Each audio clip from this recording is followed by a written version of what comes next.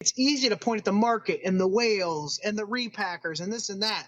But you and I have to constantly evolve our sourcing, our inventory, depending on the market demand. And so niching down, while it seems like it's going to be less effective because you have less to choose from, you'll find yourself far more focused and efficient by saying no to some things. The most effective and efficient dealers on Whatnot are very specific about what they run. I'll Yep. give him flowers right now. Alex Clever Cuban Cards has been an open book with how he runs his business. Yep. He does baseball. He does ultra modern baseball. He averages about $12 a sale. He'll tell you what he's buying, what's selling, what's not, and he doesn't vary from that. He doesn't feel the need to race up to $300 cards and yell at people with mags and everything. And like, that's not the world he's in. He niched down. It was smart. So for some of you, you've been dabbling with a little bit of everything. As you start to feel some pressure happening with the softening of the market, I'd really encourage you to say, are there sports I don't sell as much of because I'm just not as interested, that I don't follow as much, that I don't stay on top of?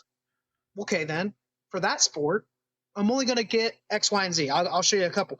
Basketball, I made this decision. I'll maybe have two or three of the big guys, but I'm buying cheaper stuff. I'm not getting big stuff. Yep. But the basketball I do buy is the soul of the game. It's going to be game use patches of guys like Barkley. It's going to be short printed Kobe stuff. Like, I mean, it doesn't even have to be a big card. Or this one was really cool. I picked up this week, the Dunk Masters, right?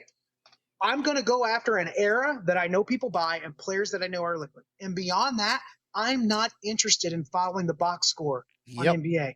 I'm not interested in playing that high volatility game all my peers did and lost their hats on during COVID. Uh-huh. So I think that's really important too. Niche down. If there's a sport you're less interested in, move the modern stuff out. Buy 5 or 10 cards of the right names.